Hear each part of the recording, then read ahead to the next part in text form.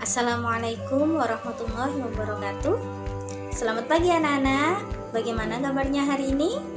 Semoga sehat selalu dan terus semangat untuk belajar. Baik, sebelum kita memulai pembelajaran hari ini, marilah kita berdoa terlebih dahulu. Berdoa dimulai. Bismillahirrahmanirrahim. Raditu billahi robba wa bil islami dina wa bi muhammadin nabiyya wa rasulah. Rabbi zidni ilma warzuqni fahma. Alhamdulillah. Oh iya, untuk kehadiran siswa Ibu serahkan kepada ketua kelas ya. Sekarang kita akan belajar tentang materi zat aditif dan zat adiktif. Sebelum kita memasuki materi, Ibu mau tanya, apakah kalian pernah jajan makanan ringan? Biasanya di baliknya itu terdapat bahan yang digunakan untuk membuat makanan ringan tersebut. Dan biasanya terdapat kata MSG. Dan itu merupakan salah satu contoh dari zat aditif.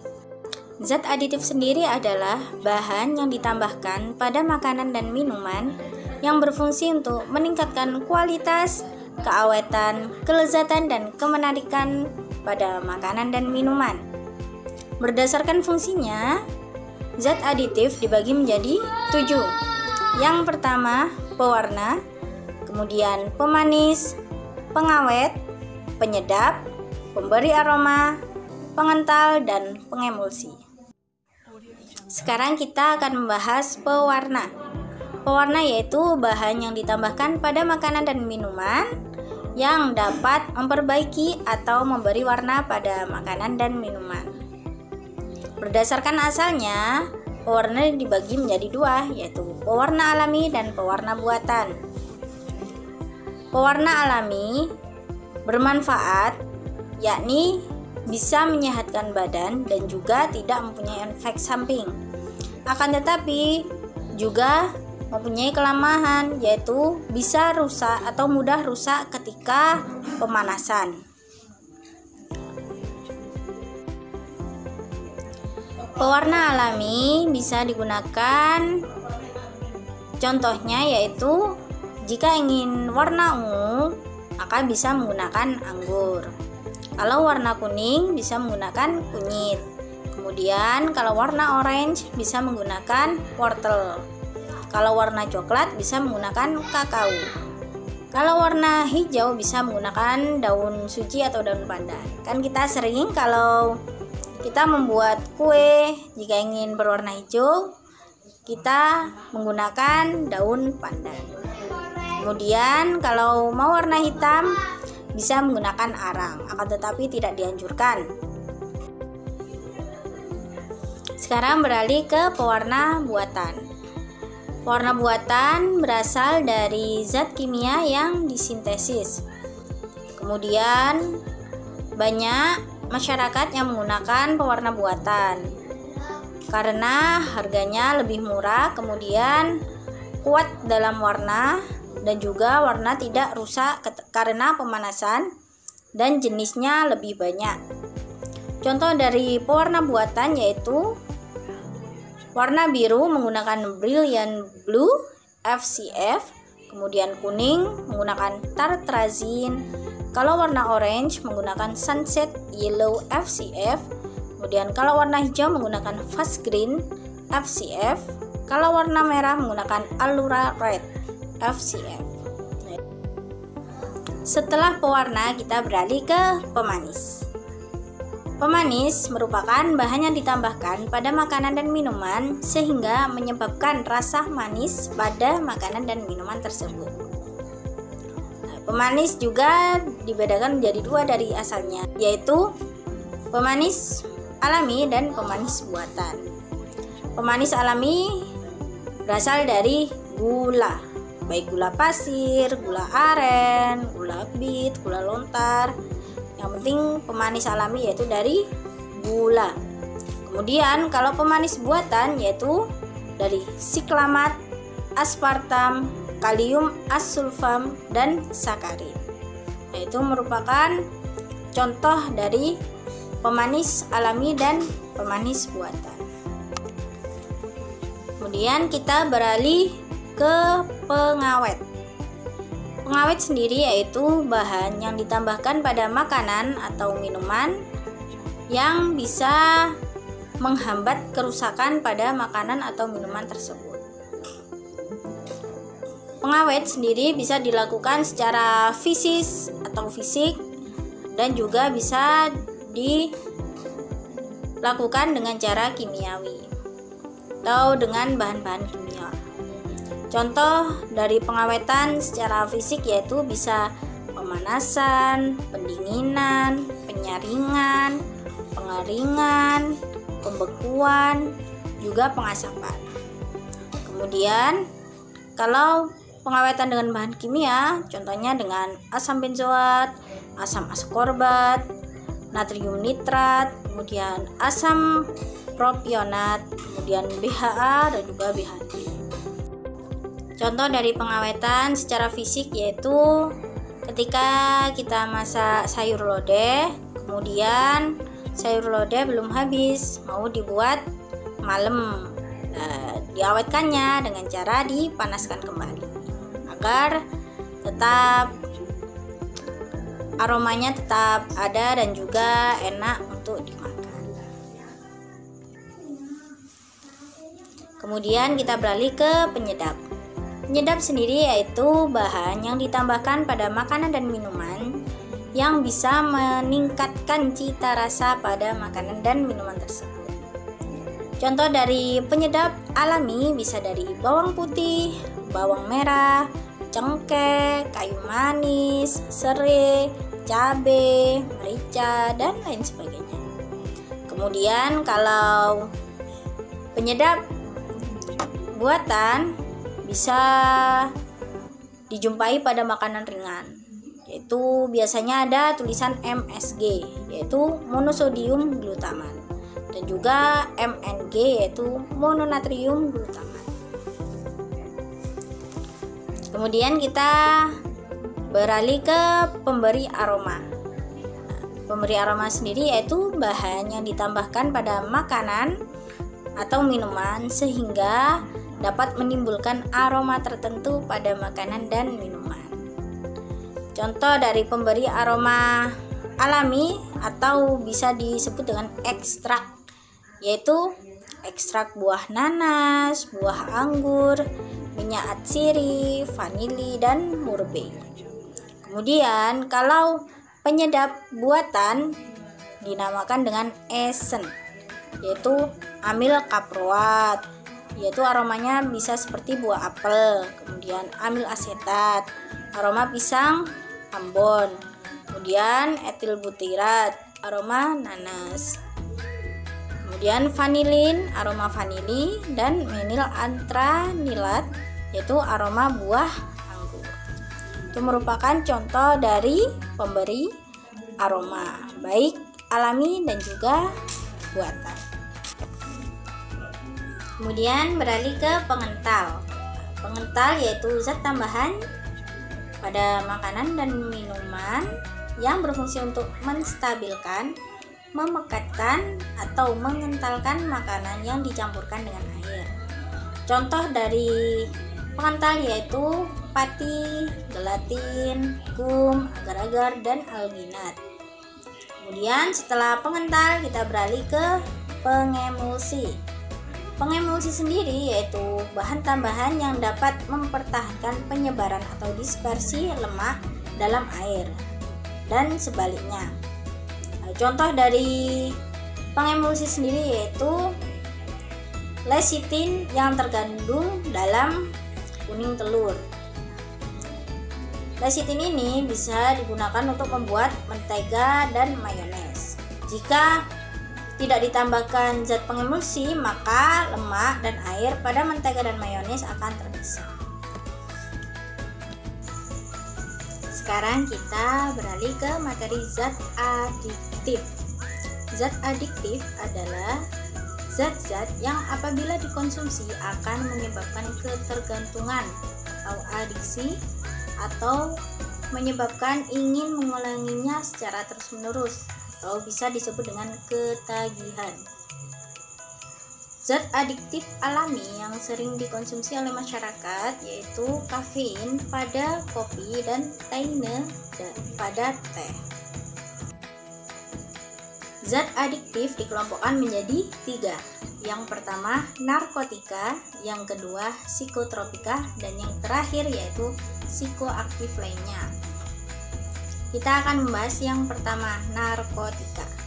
Narkotika adalah zat-zat atau obat yang berasal dari tanaman yang menyebabkan penurunan atau perubahan kesadaran, kemudian menghilangkan atau mengurangi rasa nyeri, dan juga bisa menyebabkan ketergantungan bagi penggunanya. Narkotika tidak boleh digunakan tanpa pengawasan dari dokter. Kemudian dilihat dari potensi ketergantungannya, narkotika dibagi menjadi 3. Yang pertama, narkotika golongan 1, kemudian golongan 2, dan yang terakhir narkotika golongan 3.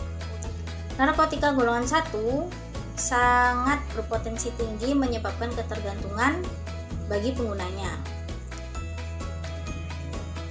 Contoh dari narkotika golongan 1 yaitu heroin atau putau, kemudian kokain dan ganja. Kemudian golongan 2 berpotensi tinggi menyebabkan ketergantungan dan juga bisa digunakan dalam pengobatan, akan tetapi pilihan terakhir dalam pengobatan. Contoh dari narkotika golongan 2 yaitu morfin, petidin, dan metadon. Kemudian narkotika golongan 3 yaitu ringan atau berpotensi ringan dalam menyebabkan ketergantungan bagi penggunanya dan juga banyak digunakan dalam pengobatan. Contoh dari narkotika golongan 3 yaitu kodein. Kita lanjut ke psikotropika. Psikotropika merupakan obat yang berkhasiat psikoaktif yang mempengaruhi mental dan perilaku seseorang. Misalnya, seseorang yang tidak bisa tidur, kemudian dia minum obat tidur, sehingga dia bisa tertidur lelap. Psikotropika harus sesuai dengan resep dokter. Kemudian, psikotropika dapat dikelompokkan menjadi 4. Yang pertama, psikotropika golongan 1, kemudian golongan 2, kemudian golongan 3, dan yang terakhir golongan 4. Psikotropika golongan 1 yaitu berpotensi tinggi menyebabkan ketergantungan dan tidak dipergunakan sebagai obat. Contohnya yaitu ekstasi atau MDMA, kemudian LSD dan STP atau DOM. Kemudian psikotropika golongan 2 berpotensi tinggi juga dalam menyebabkan ketergantungan dan terbatas digunakan sebagai pengobatan. Misal amfetamin, metamfetamin, kemudian fenisilidin dan ritalin. Kemudian psikotropika golongan 3 berpotensi sedang dalam menyebabkan ketergantungan bagi penggunanya dan bisa juga digunakan sebagai obat. Semisal phenobarbital dan flunitrazepam. Kemudian yang terakhir, psikotropika golongan 4 berpotensi ringan dalam menyebabkan ketergantungan dan sangat umum digunakan sebagai obat. Misal diazepam, clobazam, dan sebagainya. Kemudian yang terakhir yaitu psikoaktif lainnya, yang merupakan obat-obatan atau zat selain dari narkotika dan psikotropika yang apabila disalahgunakan atau digunakan secara berlebihan dapat menimbulkan bahaya bagi kesehatan. Contoh dari psikoaktif lainnya yaitu alkohol, nikotin, dan kafein. Nikotin bisa kita temukan pada rokok yang bisa menyebabkan atau bisa berdampak negatif bagi kesehatan yaitu pada paru-paru. Bisa menyebabkan paru-paru basah atau paru-paru menjadi hitam dan gelap jika sering merokok. Jadi kalau bisa jangan merokok ya. Kemudian kita berlanjut ke dampak penggunaan zat adiktif bagi kesehatan. Dampaknya bisa dalam jangka pendek dan juga bisa dalam jangka panjang. Dalam jangka pendek seperti menimbulkan rasa nyaman, menghilangkan rasa nyeri, kemudian jantung berdebar, kemudian ketegangan berkurang, timbul rasa cemas dan gembira, dan lain sebagainya. Kemudian dampak dalam jangka panjang yaitu ketergantungan, kemudian daya pikir berkurang, daya tahan tubuh atau imunitas menurun, kemudian kerusakan sistem saraf, penyakit jantung, gangguan jiwa, dan bahkan bisa menyebabkan kematian. Jadi stop, jangan pakai zat adiktif kecuali dengan resep dari dokter. Kemudian kita beralih ke upaya pencegahan diri dari bahaya narkoba. Apa kalian pernah dengar narkoba itu apa? Narkoba itu singkatan dari narkotika, psikotropika, dan juga obat-obatan terlarang. Yang pertama yaitu mengenal dan menilai diri sendiri. Maksudnya kita harus sadar apa kelemahan dan kekuatan kita, kekurangan dan kelebihan kita, dan cita-cita atau tujuan hidup kita. Kemudian yang kedua yaitu meningkatkan harga diri. Kita harus berpikir bahwa kita adalah seseorang yang istimewa dan berharga. Jadi kalau kita bisa berpikir positif, kita akan terhindar dari upaya-upaya yang bisa menurunkan mental kita. Dan selanjutnya meningkatkan rasa percaya diri. Maksudnya kita harus berani, berkeyakinan kuat, dan perasaan tentang diri sendiri dalam menghadapi suatu permasalahan. Dan selanjutnya terampil mengatasi masalah dan mengambil keputusan. Jadi kita harus bisa berpikir apa yang harus kita lakukan jika ada masalah. Jangan sampai semisal kita gagal, kemudian kita larut dalam kegagalan dan beralih ke narkoba, dan itu tidak diperbolehkan. Kita harus bisa mengatasi masalah. Apapun masalahnya pasti ada solusinya. Kemudian selanjutnya memilih pergaulan yang baik dan terampil menolak tawaran narkoba. Jadi kalau bisa kita berteman dengan orang yang berperilaku baik. Akan tetapi kita juga tidak dilarang jika berteman dengan orang yang memakai narkoba. Akan tetapi kita jangan benci orangnya, akan tetapi benci perilakunya saja. Jika kita diajak minum minuman keras atau mengkonsumsi obat-obatan, kita harus berani menolak. Kemudian selanjutnya terampil sebagai agen pencegahan penyalahgunaan narkoba. Ini bisa kalian lakukan seperti membentuk kelompok, kemudian menyuarakan bahwa narkoba itu dilarang dan berdampak buruk bagi kesehatan, sehingga masyarakat bisa ikut dalam menggerakkan anti narkoba. Selanjutnya menerapkan pola hidup sehat. Jika kita ingin sehat, maka kita harus bisa menerapkan pola hidup sehat dengan cara berolahraga, kemudian makan makanan yang bergizi. Kemudian selanjutnya memperkuat iman dan takwa kepada Tuhan. Kita harus yakin dan percaya bahwa apa yang kita lakukan, Tuhan akan mengetahui apa yang kita perbuat. Jadi semuanya ada balasannya. Jadi mengikuti kegiatan yang positif. Misal di sekolah ada organisasi, kita ikut organisasi seperti OSIS, BMR, kemudian UKS, membangun komunikasi dan hubungan yang baik dengan orang tua maupun teman. Mungkin itu saja yang bisa Ibu sampaikan. Apakah ada pertanyaan? Nanti jika ada bisa ditulis di kertas dan dikumpulkan ke ketua kelas. Oh iya, untuk tugasnya seperti biasa yaitu meresum apa yang Ibu jelaskan tadi. Pesan yang dapat kita ambil dari materi ini yaitu katakan tidak pada narkoba, karena sekali kita mencoba, kita akan bisa terjerumus selamanya jika kita tidak bisa menghindarinya. Mungkin itu saja yang bisa Ibu sampaikan. Kurang lebihnya mohon maaf.